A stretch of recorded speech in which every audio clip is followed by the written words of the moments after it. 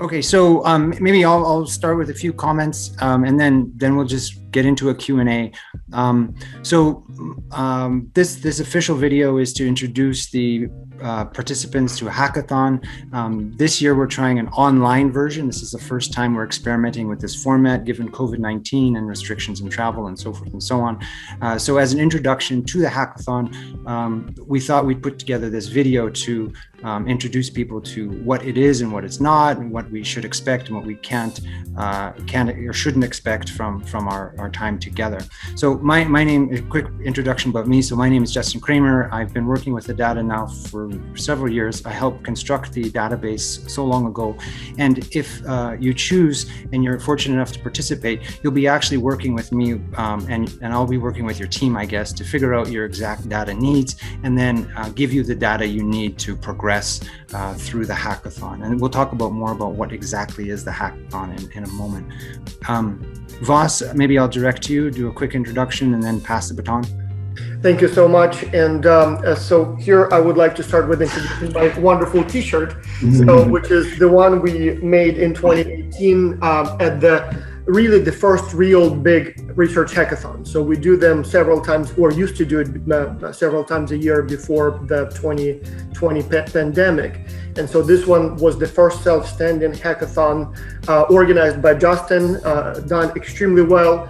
And so that was the classic format where we were literally on a campus of a small, secluded, not small secluded, but on the campus of a university that was basically empty for the summer.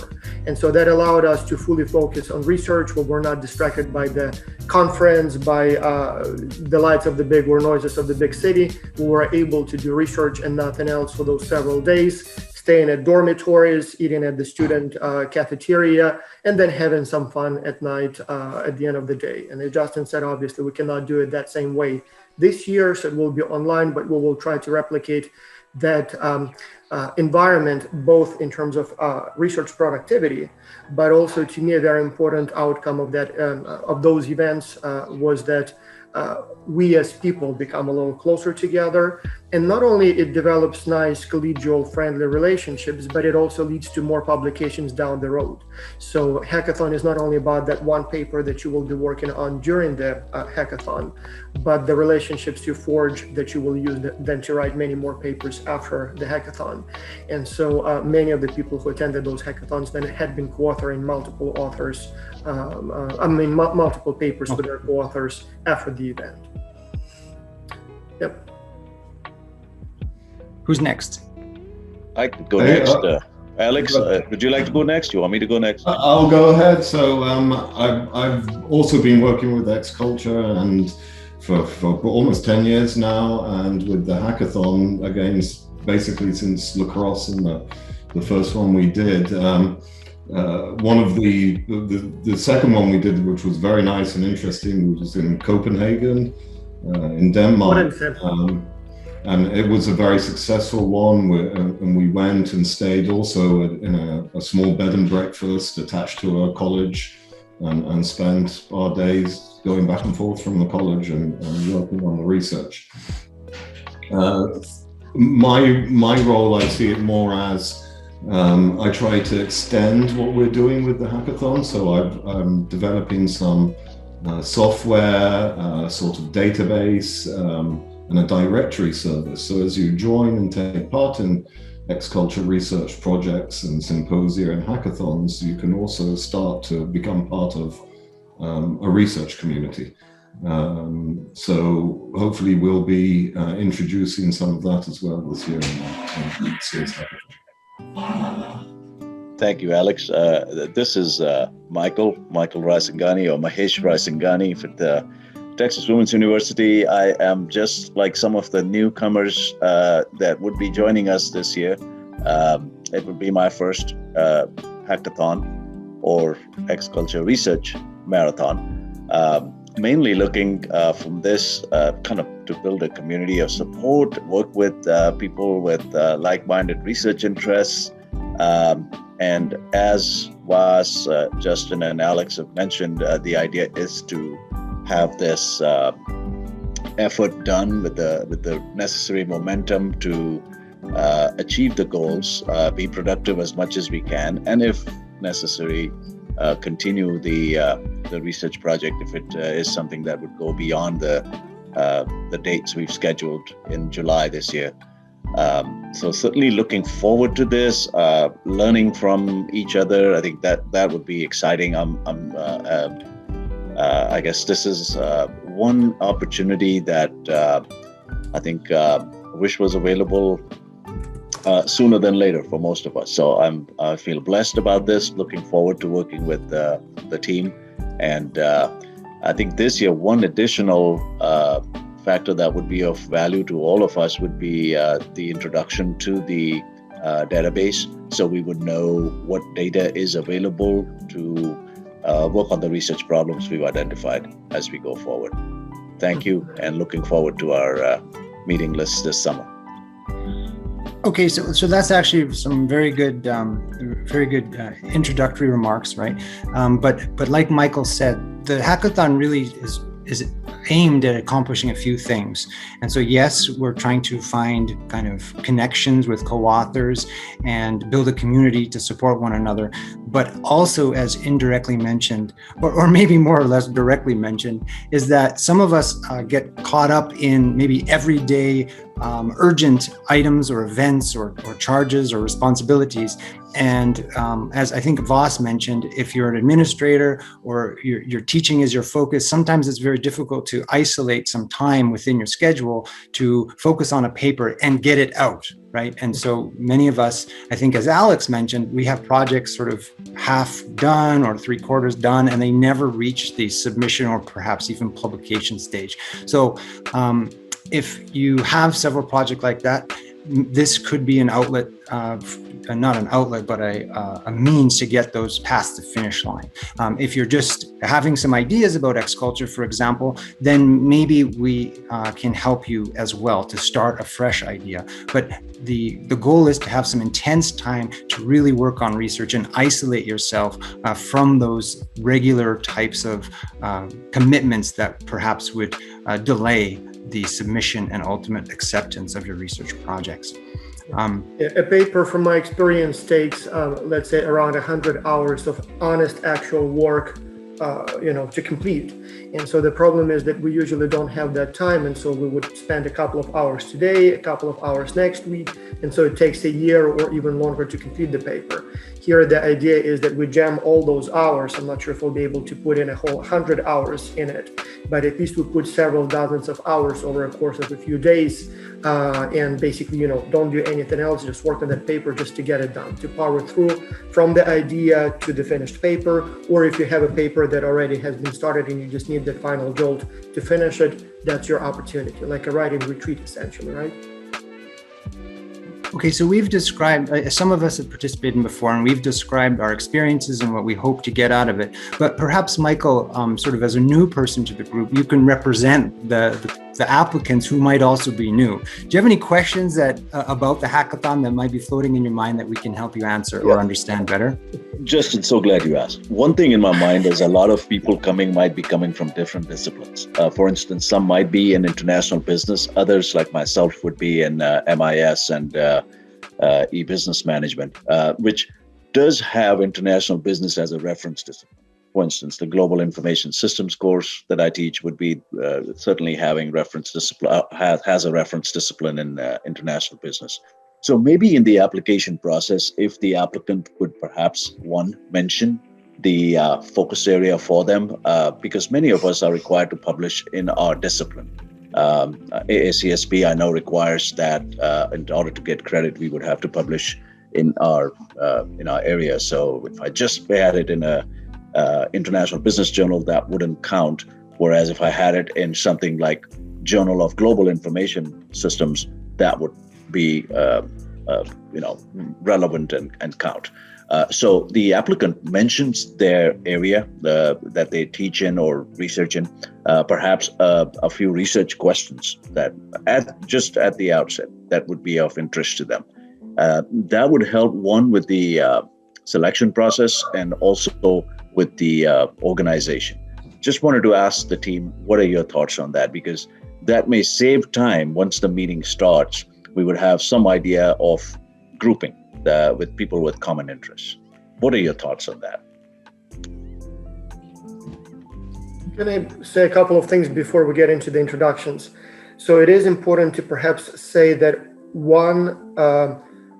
most of the research done around X culture sort of tends to deal with teams, which makes it HR, OB, organizational applied psychology, maybe some strategy. But we've had also people use data and work on, for example, IT research. In fact, several publications I've been involved in the last 2 years have been specifically by the management information systems. So it's related to decision making in large crowds, related to, for example, the tools the teams use to communicate, basically IT tools, and how that impacts team dynamics and performance. So those areas would be perfectly suitable, and we've published some work in that area as well. We even published a couple of papers on robotics with Anshu and Amit Arora. So we did collect some data related how people perceive kind of humanoid robots in different countries. So it is possible to venture beyond these different fields, and it doesn't have to be limited only to, for example, cross-cultural teams. So, but Justin probably can comment more on the process and what we do now to make sure that people sort of can flock together based on their areas of interest. Okay, so Michael, that's a very good, timely question. It's interesting. Okay, so in the application process, which we will link below, there are different questions that you are asked to answer. And one of them is to describe your general research interests. And another one would be to write a paragraph. We have here, I'm just looking up the application form as I'm speaking to you, and it says 200 words to describe the research that you'd like to be doing at the X Culture Hackathon. And just to sort of pivot on what Vas was saying, we would like to focus on existing data or things that have already been collected. So it's good to sort of propose new ideas and add new questions for the future, and there's a whole system to do that. But this hackathon is really focused on things that have already been collected, so then we can quickly move from the data collection to writing and theorizing and testing and so forth. Okay. So depending on your interest, if we have measured something that's close, then yes, absolutely. But the farther you are from the things that have already been mentioned, measured, the less likely is that we can help, is the point here. And part of the value proposition of the hackathon and X Culture is that data that we have, and all this expertise from multiple disciplines. So, again, you don't need to be scared that you come from a different discipline, because as Vas has mentioned, we've done lots from economics to robotics to teams and all sorts of sociology. But really it needs to be, you need to do a little bit of research in X culture and the data and be familiar and at least have a good understanding that the data could answer your questions or has potential. I think the big word for us is with the big theme is to be pragmatic. This is not a place to come in and dream about projects. This is a place to come in and find the missing pieces in the puzzle, or be aware that the data can answer that specific question if it's the fresh question. I would like to point out an opportunity, or the opportunity this time, that perhaps couldn't be fully realized in the past events. So in the past, we would normally have about 4 up to 5 days for the hackathon itself, and we usually do it right before the Academy of International Business Conference. So that gives us a couple more days as we stay, for example, in Minneapolis or in Copenhagen. So between the presentations, we keep working on those papers, but it still adds up together to maybe 7 days total with all kinds of other things going on. And so the idea was that, yes, we work with existing data because the goal was to go from the idea to the actual analyses, to see the results, to get feedback. And while we may not have a clean final version of the paper, but at least we go home with a pretty clear idea of what the data are telling us. The opportunity this time is that it's online, and while some of that kind of intensity where we would work for a few hours, present, get criticized, go work for a few more hours, present, get criticized, and so on several times a day. So the good thing this time is that we will have a little bit more time. So it will be spread out over a couple of weeks. And so the expectation or the hope is that that extra time will also allow us to do more. So it may not be as intensive, but there will be more time. And the goal is to definitely start with the analysis. Again, maybe you will not have the fully finished, final, clean paper at the end of the event, but the goal is that you have done enough analysis that you know, okay, my hypotheses are definitely supported. This is what the data tell me. This is what the findings will be. I may need to do the analysis in a few additional, maybe a couple of additional checks, but overall, it's more or less, a finished story. And so from that perspective, yes, it's better when the idea is consistent or suitable to be tested with our data so that you can do all of that. Justin will be there. Hopefully there will be other people supporting. I will be there. So we'll help you with the data, with the analysis if needed. And and hopefully you will have everything done over that, short period of time. But just to add to that, we've done this several times before. The two notable ones here in this discussion are Wisconsin and Odense in Denmark. But what we've learned is that we really need what we're going to call two tracks.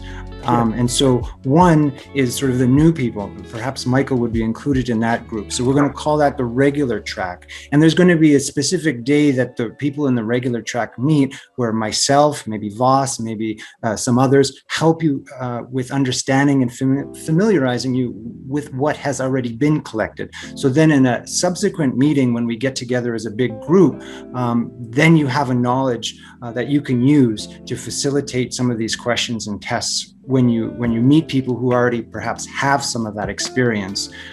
So we have a regular track for perhaps new folks, and then an accelerated track for the people who have the experience, who've maybe gone to the hackathon before, maybe who've had some, maybe even papers published and familiarized with the data already. Yeah. Michael, one more comment to your question in terms of how people can contribute. There is one peculiar, extremely important and very productive role that several people have been playing in the many papers we worked on.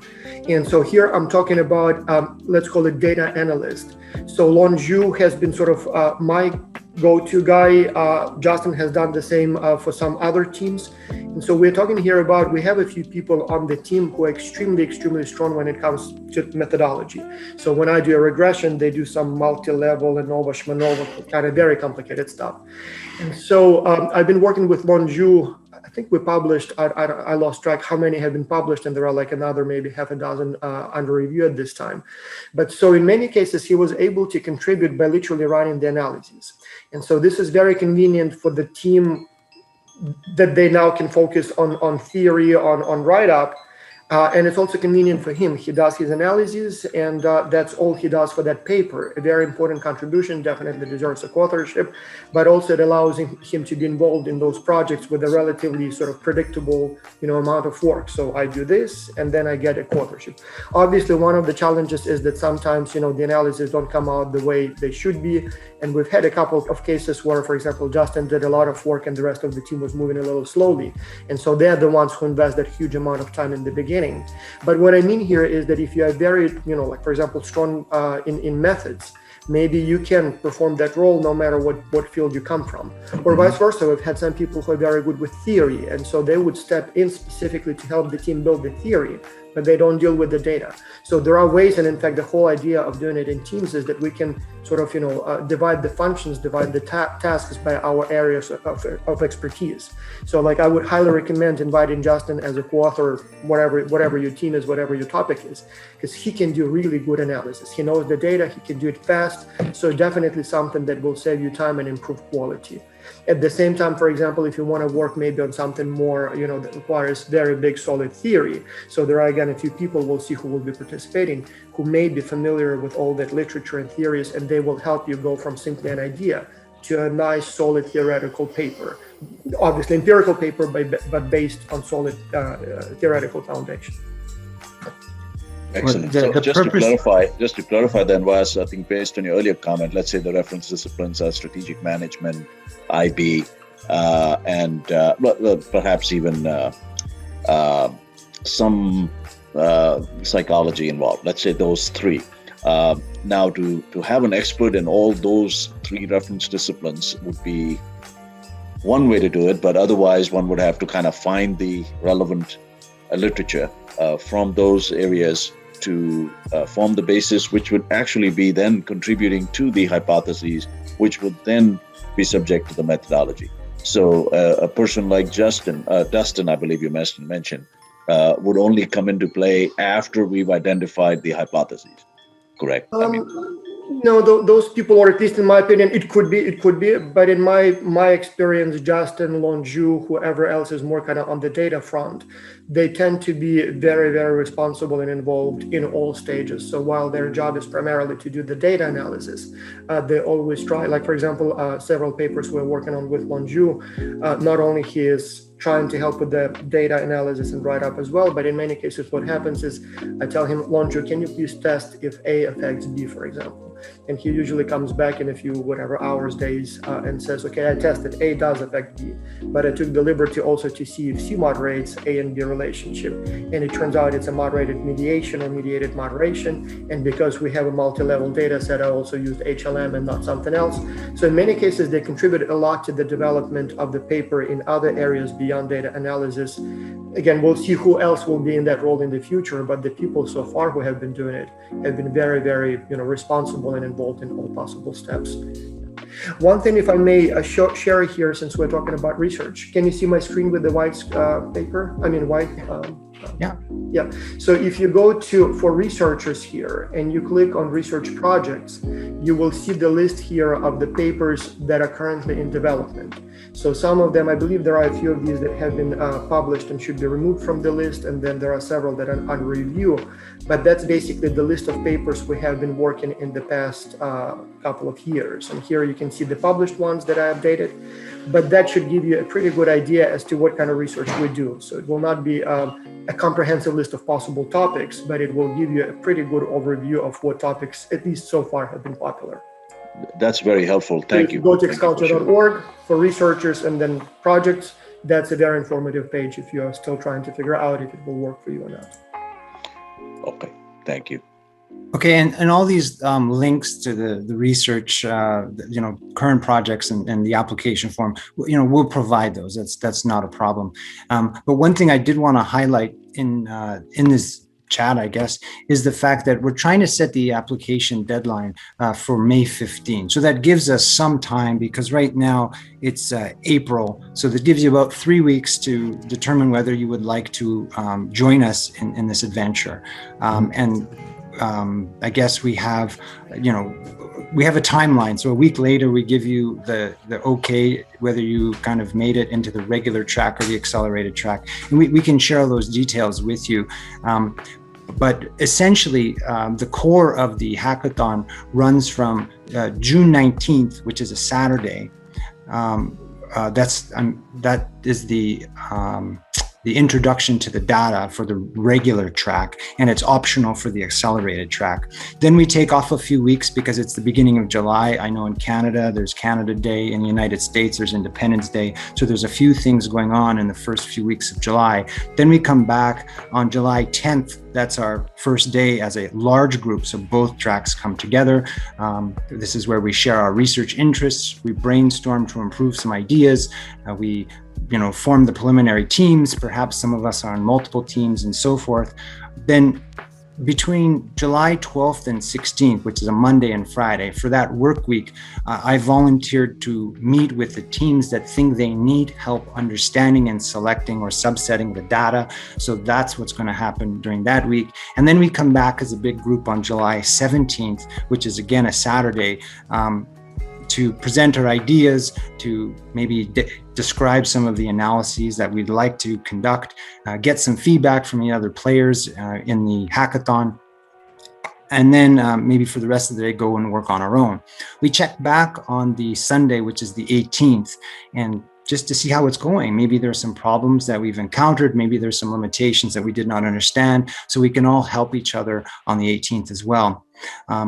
so we sort of skip a few days. Hopefully you take this time to work as your smaller teams to move the paper forward. And then we have a midpoint check-in. And here we basically try and help whichever way we can. So if you're having challenges, maybe the analysis didn't work, maybe what control variables to include, what mediators or moderators you should think about, we can help you. And hopefully at that point you've had something a little bit more substantive to share. Then we skip a few more days where you can also meet with your teams to push the paper forward at whatever, in whatever time zones that are appropriate. And then we have a check-in. So this is July 24th, which is a Saturday again. We're trying to help you with the bigger problems. Maybe the theory doesn't fit your findings, maybe, whatever. So how can we help is basically that on the Saturday, the 24th. Then finally on Sunday, July 25th is our final time together. So that's the last day of the hackathon. This is where we make our final presentations. We move from our idea, our model, and hopefully some tests and some findings, maybe even an outline of the paper. Then there's a final session where the other participants can give your team feedback, and we have a little bit of an award for the best progress and so forth. So we'll recognize some people who have accomplished some things during the hackathon. Throughout there, we'll scatter some social activities, hopefully having a roundup or a larger activity on the last day, so we can close on a high and with lots of energy and momentum to conclude the paper offline. I did a very crude summary. All those details will be available on a website, and we'll link that page in the description to this video. But anything the other three of you would like to share about the schedule or the program? I'll just say that I'm really happy how the schedule is kind of turning out this time. So we have all these pre-event events, and then some additional meetings about the data. Historically, for example, the very first time we did the hackathon, the idea was that we come completely empty-handed, so to speak, and start with the idea exchange on the first day. And that's not a problem. That was a good, idea. A lot of interesting ideas came forth. But I remember that as we were going through the data, just about every variable you look at, somebody says, "Oh, that could be a paper." Like, for example, okay, the first variable on the list is age. And everybody, okay, that's interesting. The next one is gender. Oh, so let's look at, for example, I don't know if there is a difference between men and women, older, younger. And then every new variable is like 10 different ideas for the paper. And so it would take us a whole day just to figure out which specific papers we're going to work on, because everybody has like 10 different ideas that they want to work on. So this time there will be a little bit more of that kind of initial introduction so that we can hit the ground running, so to say. People are familiar with the data, they figured out what kind of research they're going to do. And yes, you will go home with many more ideas, but at least for this event, we will isolate a couple of most promising papers that I guess it will not be a couple, we are aiming at about 4 probably, right?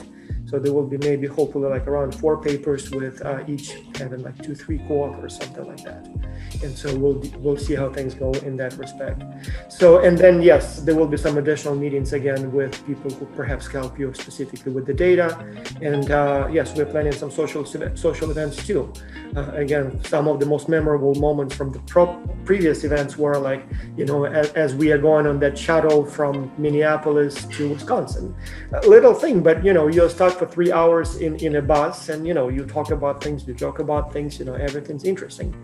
Or for example, when we had dinner on that Queen of the River, or what was the name of that boat, again, nice thing, we're eating that chicken, talking about things mostly about research, but not only about research. So Odense, same thing. So we took the train from Copenhagen to Odense, must have been 2 hours or something like that.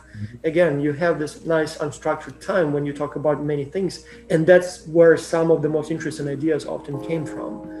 So we'll try to have that element as well. So we try to not only limit it to hypotheses and p-values, but also maybe have a little bit more unstructured time where perhaps some of the more creative ideas can come from. Yeah, thank you, Vas. And Vas, as part of moderating variables in these hypotheses, I think pizza comes to mind as a mediator. I think suppose buying pizza for a research hackathon would lead to positive morale and to the work being done in half the time or an accelerated time frame. Here, my request to all the participants would be to please make sure, since we will not be able to have that pizza delivered to your home at your based on your GPS coordinates, to please have some of those items available to you, whatever kind of a snack, refreshment that would keep you energized through the session. Those would be important mediators, in addition to mediators that Justin mentioned. That person who, and people such as Alex and Justin and Dustin, that would be helping, because without them, unfortunately, there would be difficulty in understanding or accessing the data or doing the data analysis, or Wong Ju as another individual that Vas mentioned, and Vas himself. All these would be mediators to help us, to basically achieve the response we need. And in addition, we would be having, I guess, some of the interaction variables. That would be the interaction between the effect of X on Y, why it is different, or different values of Z. But all that interaction really starts with us, the participants. And I think, as we said at the outset, we get what we put into this. So come prepared, and then try to contribute as much as you can. And then hopefully the results will show for itself. We'll just work in silence, and then let the results make all the noise. Well, we've talked about all kinds of great things and positives, and so things that benefits perhaps that can come from this, both I guess professional and personal.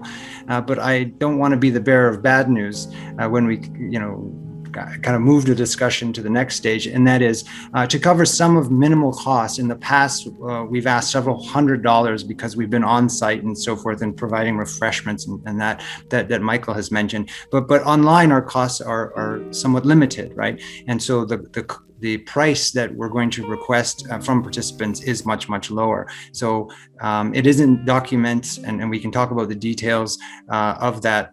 But we're going to request $100 US, and obviously our cost structure, like I said, is lower, and anything that we generate in terms of revenue that are above the cost, we're going to donate to Xculture to further its cause in international business education around the world. So that's the cost. If anything's left, we can also roll it over for the next event. So Hackathon, something like seed money to perhaps get it rolling, pay for some of the services. That's right. And if you're in an extreme circumstance, so I know, for example, I'm currently employed in Thailand. Money is not something that we often see. The budgets don't exist here very much. And so if you're in an extreme circumstance, just send us an indication that, hey, $100 might be too much, and then we can talk about how to subsidize or accommodate participation, because we're not trying to restrict participation, but we are trying to cover the costs of the event. Okay. Any final summary? I actually look forward to working with all of you. I've worked with several of you, or two of you at least in the past, and Michael, it's great to know you now. But I'm looking forward to this. Every year I do. Last time we wanted to organize one actually in Vancouver for AOM, but obviously COVID-19 gave us a different direction than we anticipated. So online, hopefully it'll be as fun and productive. Yeah. Well, thank you so much for organizing the event, Justin, for leading this effort. So let's see how things go. Everybody's invited to apply. So hopefully we'll meet some new people as well this time. See some good old friends, continue working on some perhaps older studies, but hopefully there will be also some new people and some new research ideas. Very, very eager to see what this hackathon brings us. And if you have questions, feel free to email me. My contact information will be on the website with the rest of this stuff linked in the application and so forth. So reach out to me and I'll reply as soon as I can. Thank you. I'm looking forward to this meeting coming up. Yeah. I don't know how we want to do it, but I'd be happy to have another one of these. We've got the shop. Maybe we should think about how we do it. Yeah. All right. Thank you. Thank you so much. Okay.